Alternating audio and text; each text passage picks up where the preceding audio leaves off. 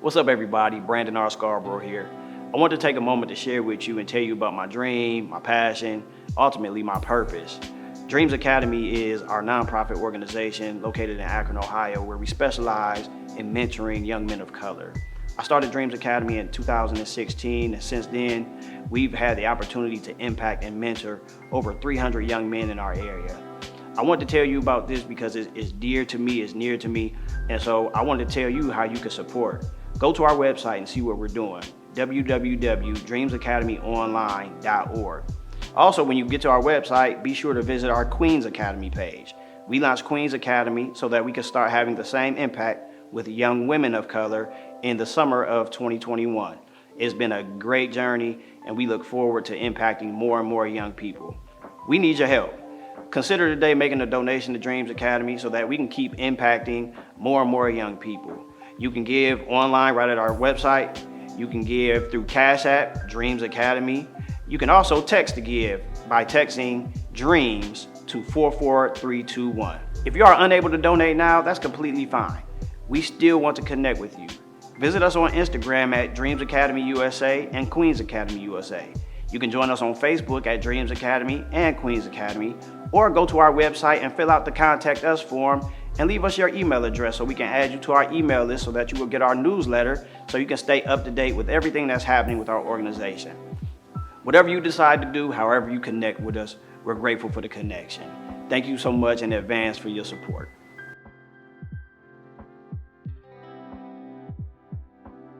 What's up, everybody? Welcome to another episode of Dear White Teacher. Thank you so much for the outpour of support, following, downloading, liking, whatever you're doing. We appreciate it. Keep doing it. Keep spreading the word. We want this podcast and platform to grow and keep helping our teachers, our classrooms, so we can create successful teachers who create successful students. Today, I'm proud to have another 1040 graduate with me. If you've been watching long enough and listening to, you should know by now what 1040 stands for. The great Bookto High School. That in the person of Miss Jaeda Dancy. What's going on? Thank you. Hi, Brandon. How you doing? Thank you for inviting me. Yes, this ma'am. is exciting. And I am a proud 1040 graduate. It comes up often, Yes. so by now they should know what 1040 stands, like the rest of the city Right, does. right. So, tell the people, I know who you are, but, hopefully this is going out to California and Arizona and everywhere else. You've been in the education game for a while, so, tell them where you are, what you're doing, a little bit about your journey. Okay. So I had no intention of being in education, Okay. but I did. I started out in education about 20 years ago, and just kind of worked my way through and saw some flaws like in the system, and I was like, okay, I feel like I could be an asset. So I tried to achieve some more goals. Became guidance counselor for a particular school, and I've been an administrator now for 7 years of high school students. I was at Castle High School in Cleveland, Ohio, and currently I'm at Akron Career Tech High School, which is a new high school. We're wrapping up our first year here in Akron, but we're excited about the things that we're going to do, having career tech options for students who may not be on the path to go directly to college. So talk about that a little bit. That's exciting, for us to have in the city. Mm-hmm. Like, what kind of careers, career tracks do they get to take advantage of? So starting out, we started with 3, and my goal is every year to add 1. We're actually getting ready to move into a huge building, so we have plenty of. Congratulations. Yes, I'm so excited about Congratulations. that. So we have a lot of room for that. Currently, we have media arts with a focus on music and video production. Okay. We have culinary arts, which is probably the most popular actually right now. And Folks like to eat. Yes, and cook, apparently. Yeah. And then we also have healthcare where our students can get their STNA while they're still in high school. Cool. Yeah. Cool. So, and those, once they earn those certificates, they graduate with that industry credential, they can either go right to work with that, or they can use it to get started into higher education. So what type of student do you find enrolls in your school? Are they, you tell me what they are. So by title, we are dropout prevention school. Okay. So the goal, which is always what I've loved to do, is those students who others may find challenges with, that's the ones I want to work with. So we're a dropout prevention school, and we actually go up to age 21. Oh, wow. So yeah, so But, so we take students who may have already dropped out, on the verge of dropping out, may just need credit recovery options. But also, I had a lot of first year freshmen this year, and they love it. So we get the traditional students who, the larger public school doesn't necessarily work for them. And we also get, the students who may have been bullied or dealing with, I don't know, any kind of issues. They may have an IEP and they need smaller class sizes. So those are the benefits of us compared to maybe going to a really large high school that they're not used to. How many students you have? Currently, we have about 32 students. Okay.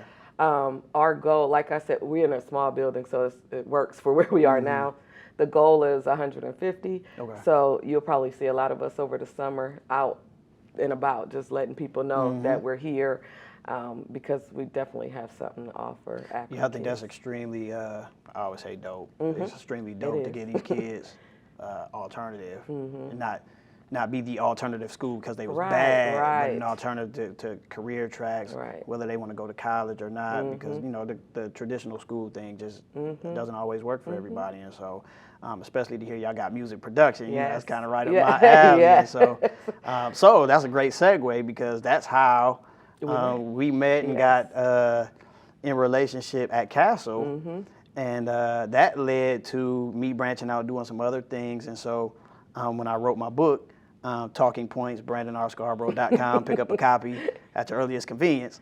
But when I wrote the book, you allowed me to come and sit in and talk with your staff at Castle. And, with this being Dear White Teacher, and you're familiar with what we do and what we talk about, that conversation rang out for me. And I wanted to kind of talk about that and expound on that. But what happened was, in those conversations, which were very good and enlightening, and I think were productive for your staff in using the book, we had a conversation with a teacher who was white, who, I don't know if she said this verbatim, but didn't see color, maybe. Yes. And, talked about a situation in her neighborhood where her grandson passes. You want to talk about what passes mean? Well, we all know what passes mean. She was a white teacher, and her grandson, I believe his father was black. But she said she doesn't see color because she has a black grandson, but he passes for white. And, to all of us in the room, is like, why would he have to pass for white if you don't see color? Right. So in that neighborhood. Right. So this started out with, you had the book come out. I read the book in like a day. It was phenomenal. Thank you. And I was, most of my teaching staff was white at the time. And, I had seen something. Our population at that school was like 99% black. Yeah.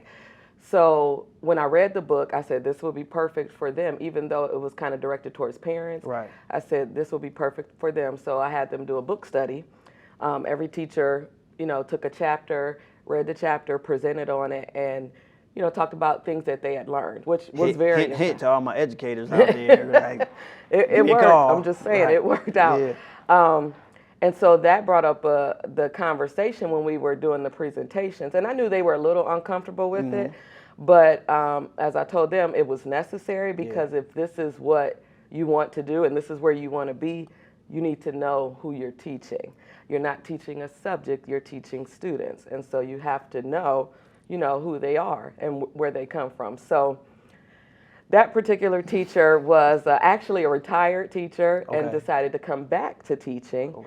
So she was older, and she said, she in the discussion, she said she lived in Euclid, and Euclid was not racist. Right. And I don't live in Euclid. I'm not as familiar, but I had two other teachers who were black teachers that did live in Euclid, and then a couple of other teachers, and they were all like, "What part of Euclid do you live in?" So they were publicly baffled. They were because they have a totally different perspective, and that's really what she really could not grasp, that it was racist. So I think it was enlightening to her when they said, "Oh, yes, it is." Yeah.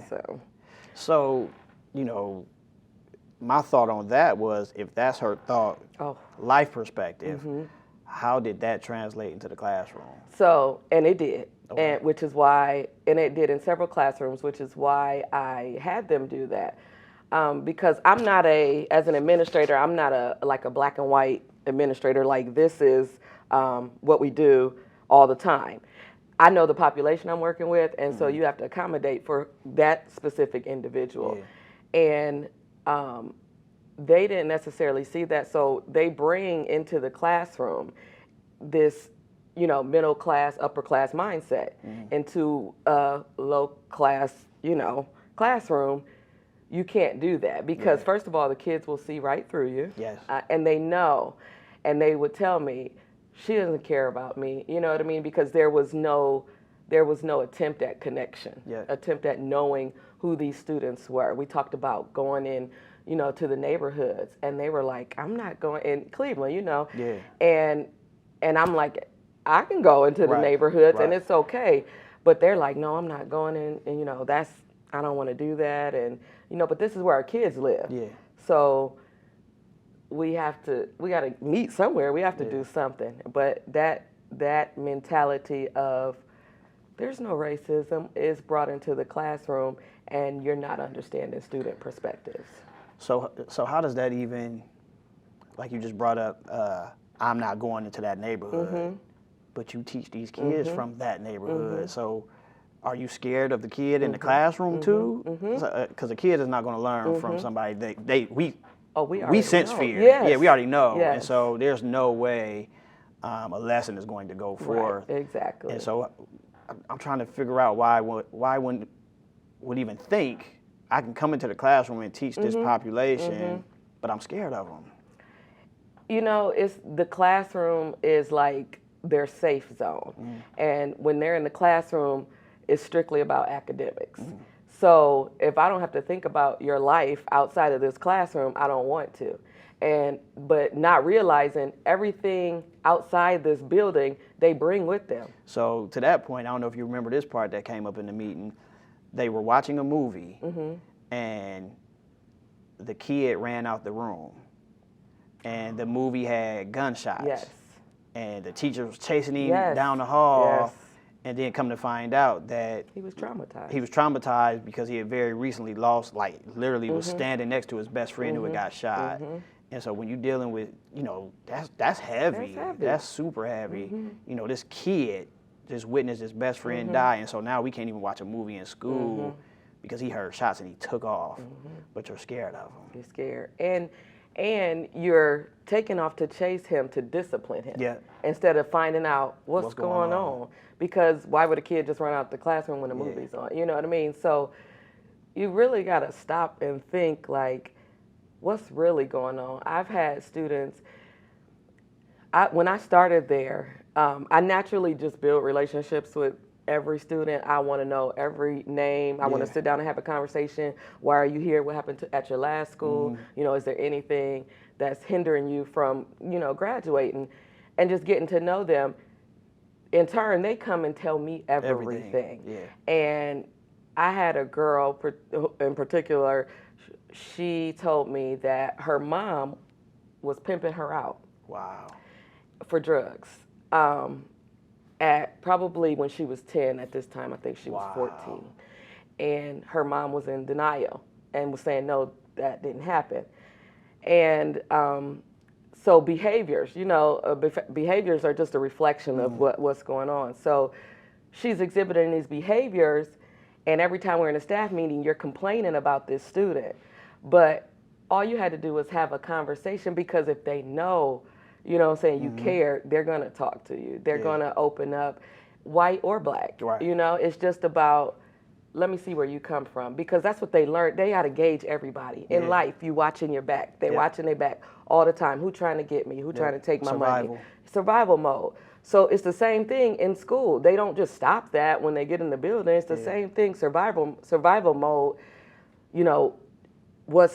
What do I have to do? What's she going to say to me? What did I do wrong? And they're always on the defense. But they'll let that down once they see, oh, you're not against me. Yeah. You know what I mean? You really Yeah. here for me. I think the word authentic comes up in every show we've done thus far, and just being real and being yourself, and showing up, finding out who you are first, and then showing up as that person. So how do we? So for instance, this older retired white teacher in a very urban black traumatized population. How do we fix that? How does she fix that even? Well,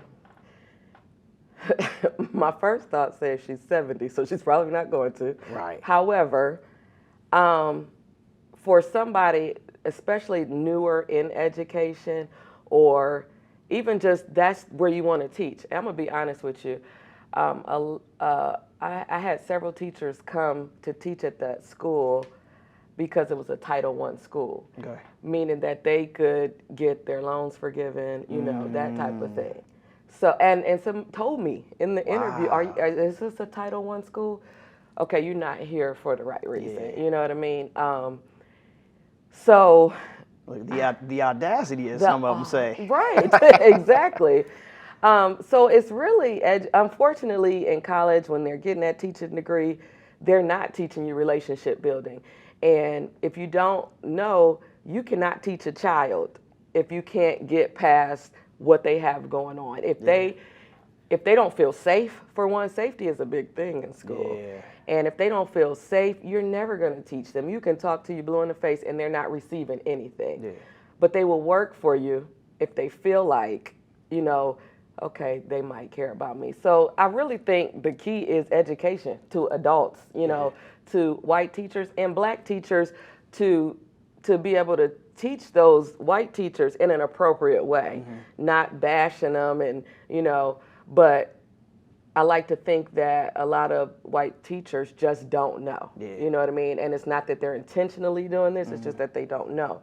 So if we can educate them on that's why that book was really phenomenal, because this is it. This is what you need to know about these kids. You need to know, I got kids not coming to school because they're taking care of siblings, missing a whole week of school because mom is saying, you got to stay home and take care of this kid. Because I got to go to work. Yeah.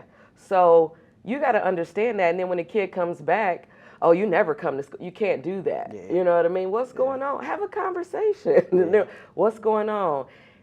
For me, it seems simple, to just get to know students. But I teach in PD every year before school starts, we have a professional development on building relationships with students. And when you miss that mark, the rest of the school year is trouble for you. And I'm witnessing that now. When you are calling students the wrong name, a month. This late in the year? Okay, yes. Yeah. Wow. Then that's the problem. You know what I mean? And I had to say, this student will never respect you. You can't say his name right. You know what I mean? And, granted, it might not be Bobby or Tommy or something simple to say, but take the time to know, because that's his name. That's part of his identity. Yeah. So it's really just, you got to know these kids. You got to know. And everybody doesn't have a story like that, but there's something. There's something. And you just got to know who your kids are, know what they like. It also helps with your teaching, because if you can relate to them while you're teaching, they're more willing to learn. And the only way you can relate to them while teaching is to get to know them, to know who they are.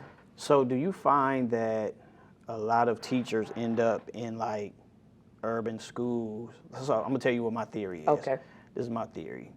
It may be presented somewhere else. I didn't read it. I feel like I came up with it, but I don't know. Okay. So teachers go into education, and for purposes of our area, we know what a Stowe, a Hudson, Cuyahoga Falls, those are suburban areas around the city. I go to school to teach, and I want to get hired. I'm from Stowe even. I want to get hired in Stowe. I want to get hired, in one of these suburban areas where I haven't had that experience with urban kids. But those teachers stay. They're there 30, 40 years. So those employment opportunities aren't the same. They're not just flying open. Right. So now I can't get where I want to be. So now I'm rocking a hard place. And I end up in this environment with these kids who I don't even, they didn't teach me this. Right. I didn't think I was going to be teaching a majority black class. And so now they're scared, but they need a job. And so back to your point about the college piece, how do we even get the people that are writing these curriculums for teachers to understand, hey, there needs to be a piece on relationship. There needs to be a piece on even knowing who you are as a person so that you can relate to the people that don't look like you. Like, how do we even get to that level so they see, like, we're missing a mark here? I don't know. And I would love to know that, how we get to that level.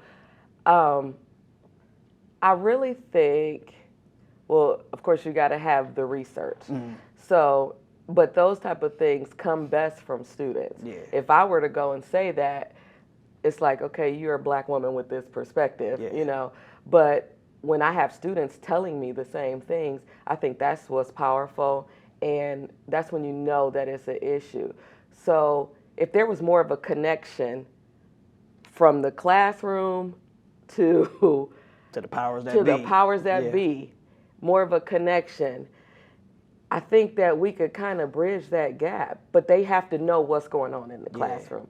And a lot of times, unfortunately, people who make the decisions on what's being taught never been in a classroom, an urban classroom at that.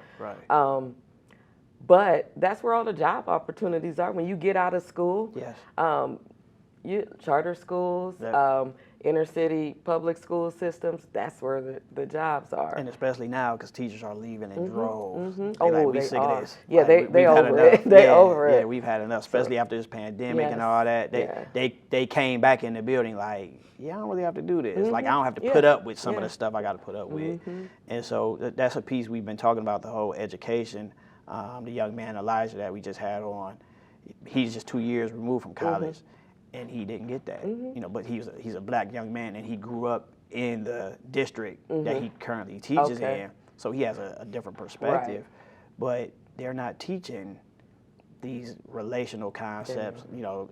I've never been around black people, so I don't know what to do, say, and so that's a big reason for this podcast. Like, it has to be an outlet somewhere. Where you can even listen in private. Like, you don't have to tell anybody you listen to this. That you need this help. No.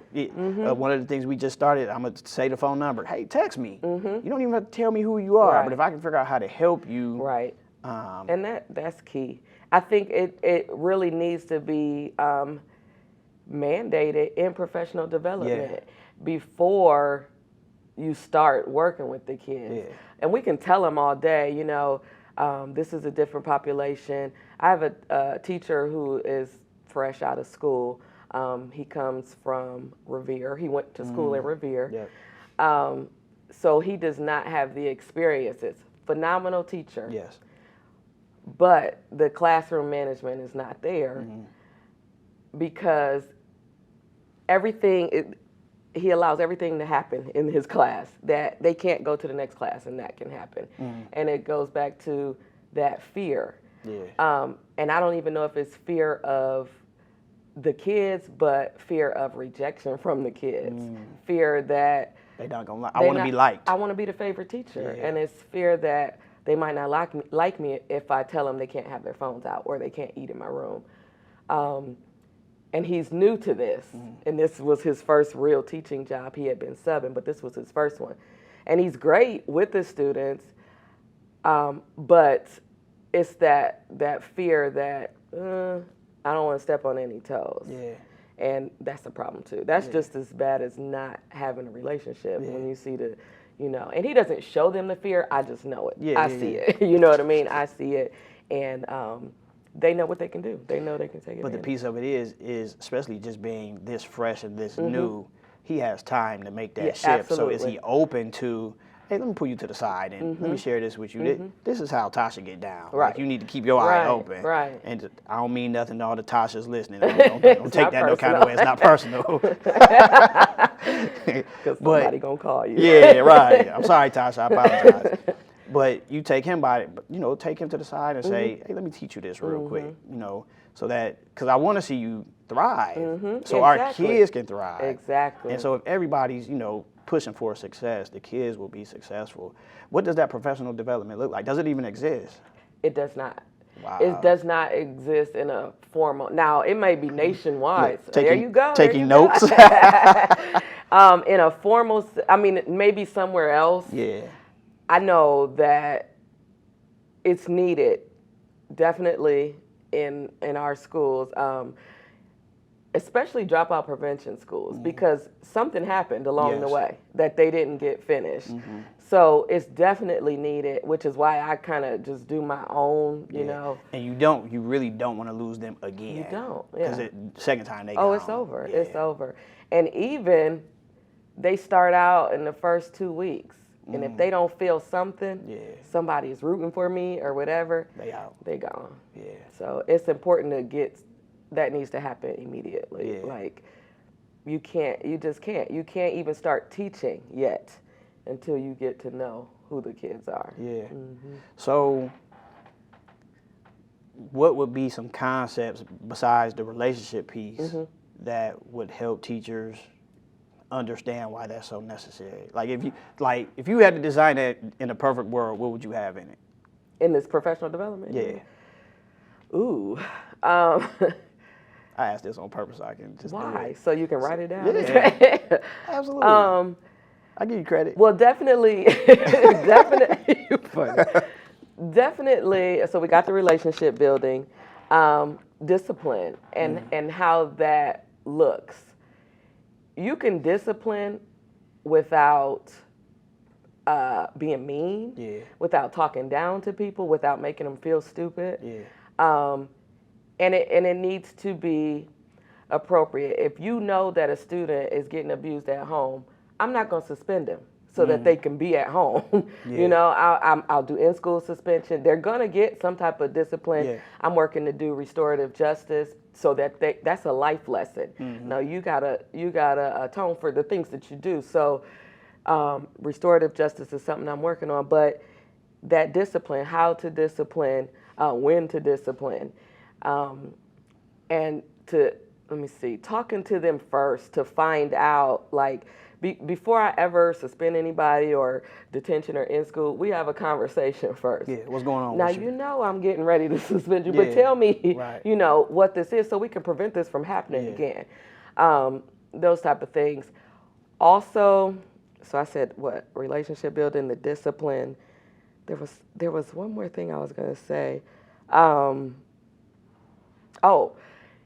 we talk to our kids. Okay. So in my school, whatever school I'm in, every student is my child while we are in the school building. Every single, even when they're not, they're texting me. So they are my children.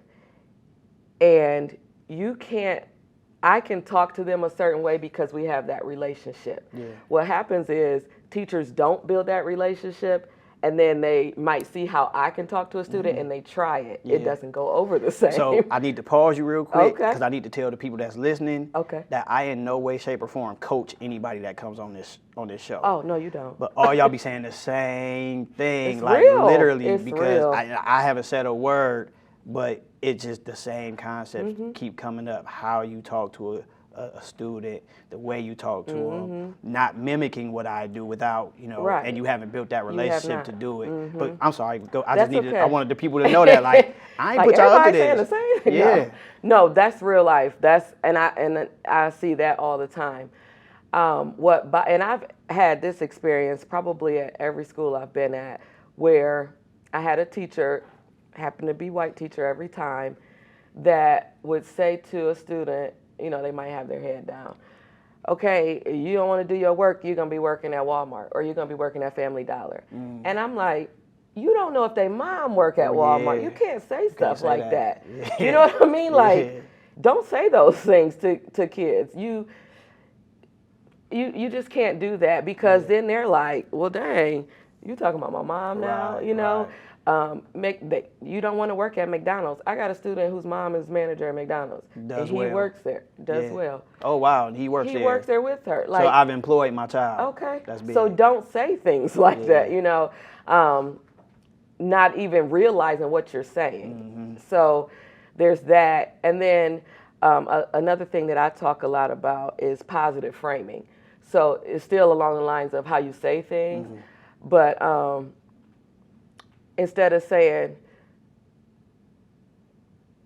stop doing that, or whatever in a negative way, you can say, I would appreciate it if you did this. You know, it's just how it's really, even with adults, all of us, it's how you talk to us. Yeah, absolutely. The message will come through if you talk to me right. Right. And that's really all it is. That's really all it is you have to realize these are humans, little Yes. young humans, and a lot of times teachers come in with this mentality that I'm in charge, I'm the boss, and you know, you guys are the people that's in my classroom. You don't know anything because you have no experiences. You know, you don't know what it is to be stressed. Like, you can't tell a kid that. They do. Yeah. You know, and some of these kids have experienced things that I never did. Right. I didn't, you know, I grew up in West Akron, but I didn't have a lot of the experiences that some of my students have. So if I can relate to them, you can too. Yeah. You know what I mean? It's just really, you know, when I was going to school, it was understood that I'm going to college.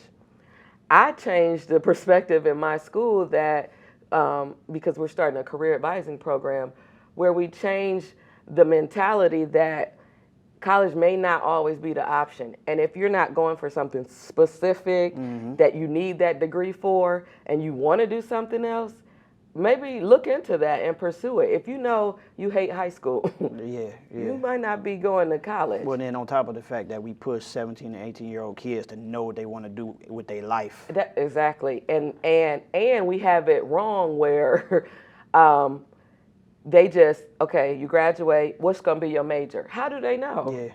You know, if we're not showing them what's out here. Yeah.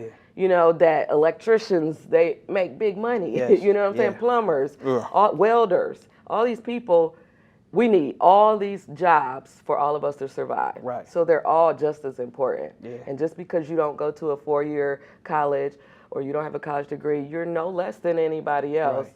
Just have a plan. I told my son he wouldn't have to go to college if he had a plan, but I knew he ain't had no plan. Right. So he was going. Right. But, you know, if you have another plan, Right. we got to just be open So to that. one of the issues that I think is a truth about our community, we look down on plumbers because we really don't, we haven't been taught Right. that it's a lucrative Absolutely. career path. We don't think about a plumber till we need one. We don't think about an electrician till we need one. Them people make a lot of money. Yes. So even with this, I've had some dialogue with some people over at First Energy. First Energy offers a whole career track after high school for high school students to become linemen.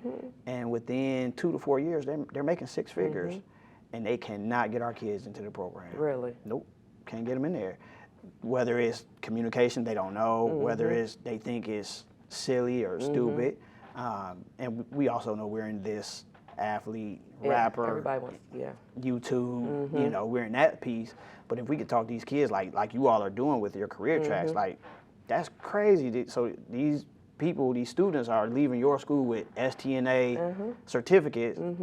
And if you want to go to work, just go to work. Like, I don't know what the income for that is, but you have what it takes to go do this. You can go to work, and if you want to do more with it, then go ahead. Right. And interestingly, when I had the students complete the STNA program at Castle, I had a couple of them who finished the program and immediately went to making $20 an hour. Yeah. And, you know, it was during COVID, so they were getting paid more. Wow. So they were like all about They that. was balling out. Yeah. But I think what it is, because you said they wouldn't get in that program, when I was up in Cleveland, Tri-C had a program where they would pay you. They would give you a stipend to participate in their program, 18 months maybe. It was welding. I had one young lady finish it. Wow. But they just would not, and I'm like, why? And it's because they are caught up in what's around them, you know, and nobody's just showing them other options. Yeah. It's like, you know, you got to go to college and this, that, and the other. But there's so many other things. Yeah. So my goal at the school is to just expose the kids to all types of careers. Yeah. And then, you know, based on their personality and things that they like to do, then decide, okay, this is what I want to do. And then decide, do I need to go to college? Right, Not right. just, I'm going to college. Yeah. You know what I mean? So Yeah, I left undergrad with a $60,000 bill, and my best friend. And at 41, I can't even remember back far enough to say I'm using anything I learned. I might be, but not worth 60 grand. Right, exactly. So me and my boy, we laugh all the time. Now, he was my RA when I was in school, so it cost me 60 grand to meet a friend. You know what I mean? So we cool 22 years later. Yeah, we 22 years later, we still cool, but you know, just that experience. And so I used to be, you got to go to high school, go to college, you know. And now I've become so relaxed on that thought. It's not for everybody. It's not. And it doesn't need to be for everybody because somebody got to do the fries at McDonald's. They do. I like them. They Somebody do. got to cook them. Exactly. Somebody got to cook them. And it's nothing to be looked down on or frowned upon. And so, man, I appreciate the time and the dialogue. This has been fun. It has been. You know, so when you get that PD together, my school is going to be the pilot school for your You know PD. what? Hey, because the sad part about it is it's necessary everywhere. Everywhere. It's necessary everywhere. And it's, you know, one thing I say about, I call this Dear White Teacher, it's for any teacher because we got some black teachers that can't relate. That cannot relate.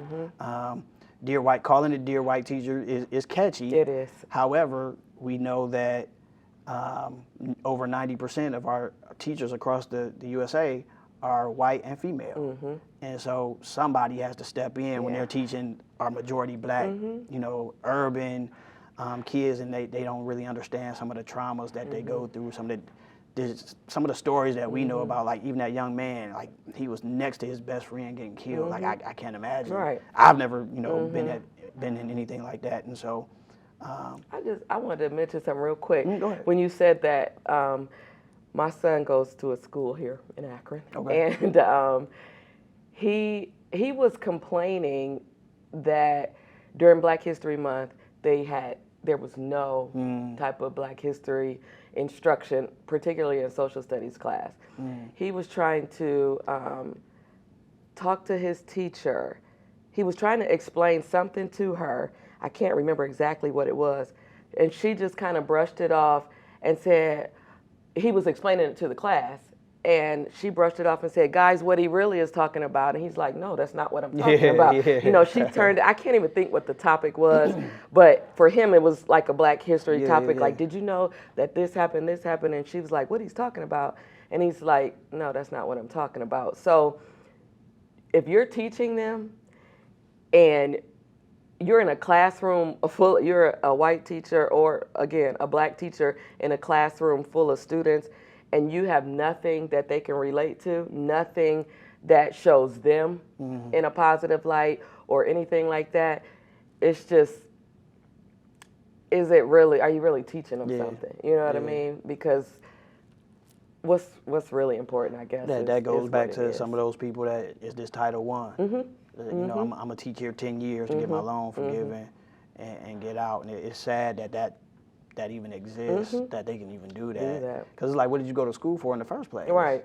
You know, and so that Black History Month, that's a whole nother show topic. Whole nother one. Okay. I mean, yes. Relationship, you know, and moving past Martin, Malcolm, and Rosa. It's so much more to be discussed. Garrett Morgan. Yeah, you know, they should know it, but even on a local level, we got to talk about Marco Somerville. We have to. He's like local. He's still living, but he's the stuff he's done. You know, James Williams. They just named Lawton Community Center. Yeah, they changing the name to Judge James Williams something. Awesome. In honor of him. But this cat, I'm sorry, this man. Right.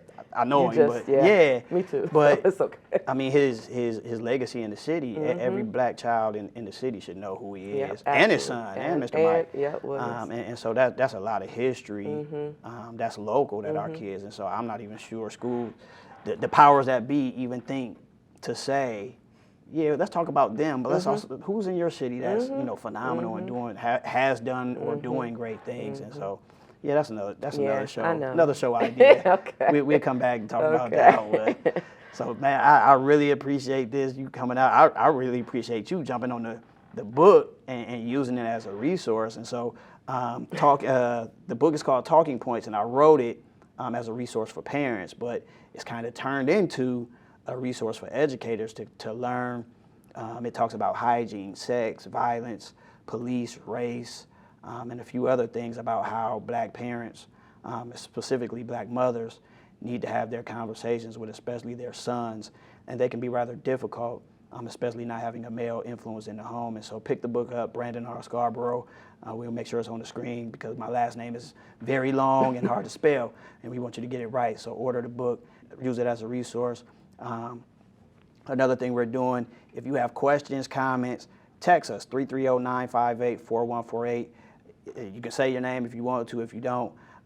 If you have a story to tell, if you have a question that you want answered, it can be anonymous. Let's talk about it. We'll do it on one of the shows or in one of our forums. You can DM us, Instagram. Wait a minute, we'll get back to that. Oh, so we're coming back. Okay. We let you leave a word of wisdom.